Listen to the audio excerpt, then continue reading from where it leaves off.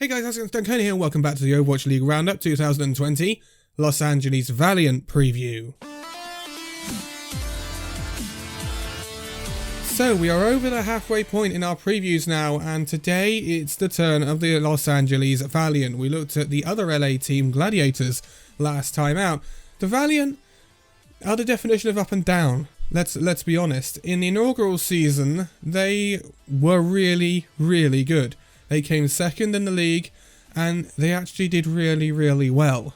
But, stark contrast in 2019, where they struggled a lot at the start of the season. In the first stage of the season, they actually went 0-7, but they did recover slightly to a 13th place finish, but nowhere near the Valiant we saw in the inaugural season. And so, the Valiant have got a lot of self-reflection to do after 2019 and try and improve. And, well, yeah. Let's take a look at their roster and see where we are with the Los Angeles Valiant in 2020. Now, they have let 5 players go. Well, I say they've let them go. One of them is retired. It's Custer, obviously, the retiree. Custer's going to be an analyst for the Overwatch League now, and I wish him all the best on the Overwatch League talent roster. But that is their team captain gone, a very crucial part of this Valiant team that is now missing. They also let the main tank Fact Fiction go. Fact Fiction really can't keep a team, can he? He was at the Houston Outlaws for a while, but didn't stay there either. They've lost Agilities and Kariv to the Toronto Defiant, and yesterday we did talk about Space leaving for the Los Angeles Gladiators. That's another big loss for the Valiant, so this Valiant has a lot of rebuilding to do in this off-season, and that they've done. The question is, have they rebuilt to a point where the Valiant can compete like they used to be able to in the inaugural season?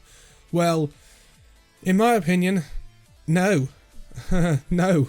So, they have KSF and Shax on the retained, and McGravy as well. McGravy and Shax came in midway through last season. KSF is the only person remaining from the inaugural season. And then they've brought in the main tank Dreamer. So Dreamer comes from the Sydney Drop Bears. He is a South Korean main tank. Yeah. I am not convinced whatsoever about this. He also had time at Shavia Esports as well in the Pacific Contenders region. I am not convinced about this whatsoever. In my opinion, if you want to be a contender for, nearer the top of the league, which Valiant were in the inaugural season, you want to be signing a main tank that's either, if you're getting him from a place like Australia, they want to be winning Contenders Australia, and Sydney Drop Bears aren't doing that. It is Order who dominate the Australian region. And, yeah, this is a weird pick for the Los Angeles Valiant. I'm just gonna put that out there. Other people might know him more, and they might know more about him than I do, but when I look on paper, I don't think this is a particularly brilliant pickup for the Los Angeles Valiant. Then we move on to Apply, the DPS player. Yeah, it doesn't improve, does it? Apply is a projectile DPS player known for his Junkrat, Farad, Genji and Mei. He comes from Revival. He also had a loan at Third Impact and had time at the Florida Mayhem. Yep. Florida Mayhem when Florida Mayhem were trash. Yeah. Apply could be good, and he could be one of those players that hasn't been allowed to shine yet. But, again, on paper, this doesn't look like a massive pickup for the Los Angeles Valiant. Then we have Slur. Slur is a British support player from Samsung's Morning Stars. Again, nothing outstanding. He's also been with Shoes Money Crew EU, who won Contenders Trials Europe 2019 Season 1. It's not a massive pickup. Slur, I have heard some rumours around Slur whether he might not be on the team at all, actually, come the season. But again, I'm just going with the current active roster and Slur is on it. So that's what we will go with for now. Now, I might be wrong about some of these players and they might absolutely pop off. I'd love to see Slur pop off. He's British, let's be honest. I'm a bit biased when it comes to British players.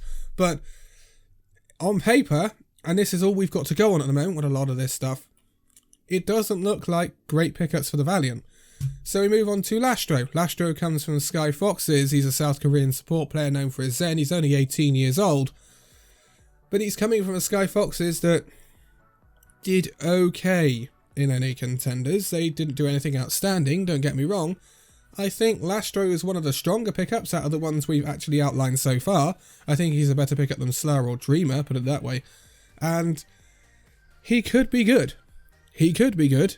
But when he was in Korea with World Game Star, nothing outstanding. Really nothing outstanding. Didn't do too much for Stormquake. Although in Contenders 2018 Season 3, Stormquake did actually get a fairly high finish. So he does have that to his name. But since then, he's not really done too much, with his highest finish being 3rd to 4th with Sky Foxes in Season 1 of 2019. Sky Foxes didn't really do brilliantly in the Season 2 of 2019, so yeah, it's a good pickup. It's better than some of the ones we've talked about, but not right up there. I wouldn't say he's perhaps on the level of Custer, although I might be wrong. Although he plays a slightly different role than Custer does.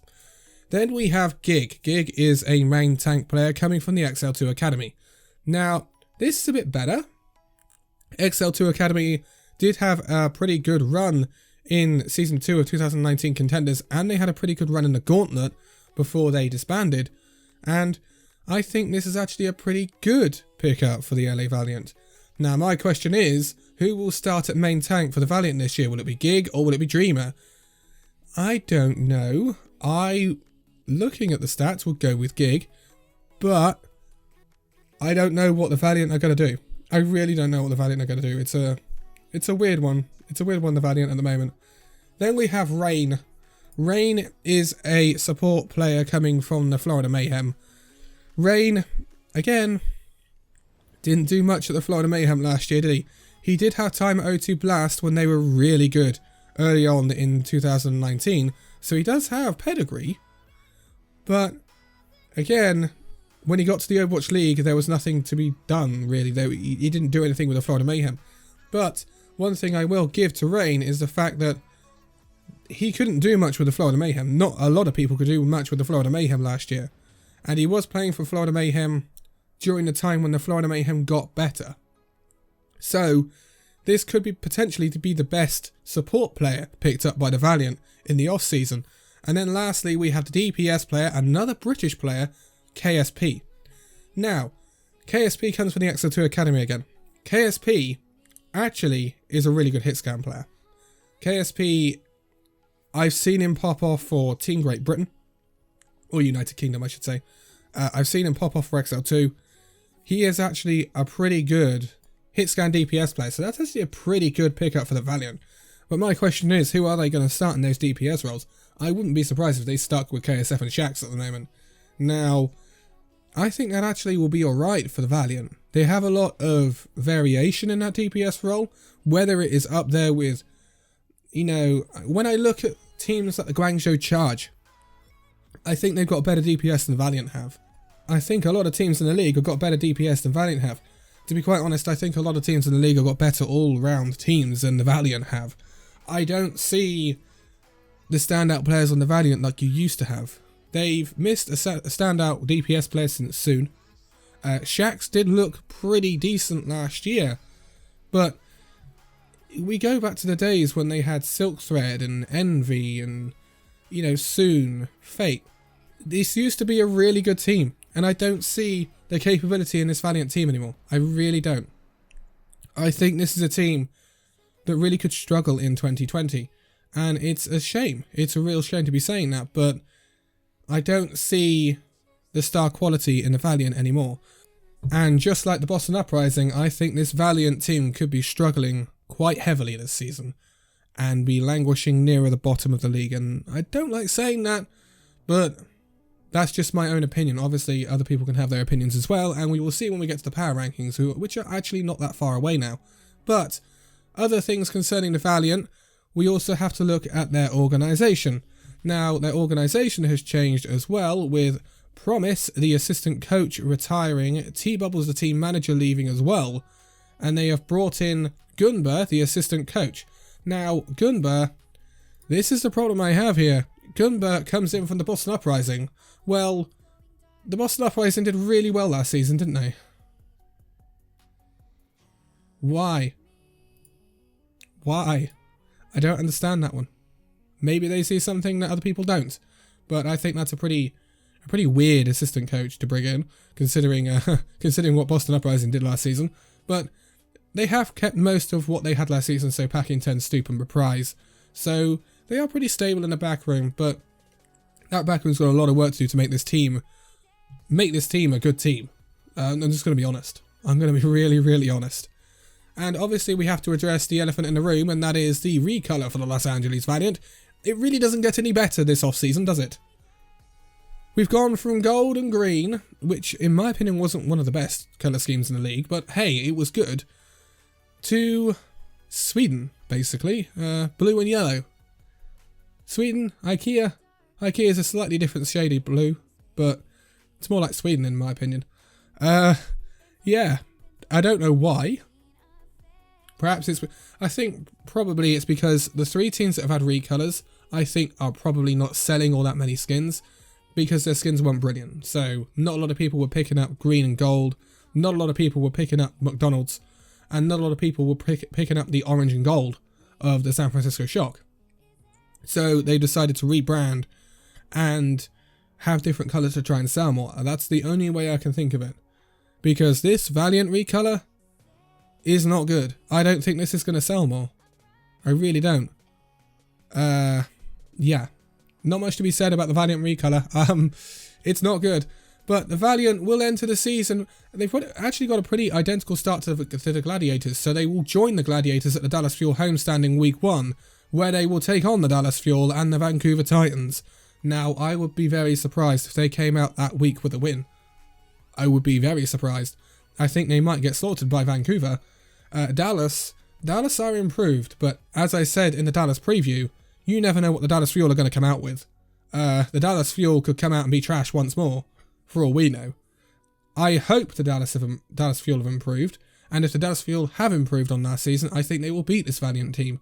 But you never know with them, and then Valiant will probably be on the same plane as the Gladiators, because they were going to Guangzhou in week 3, where they will take on Seoul Dynasty and the Chengdu Hunters.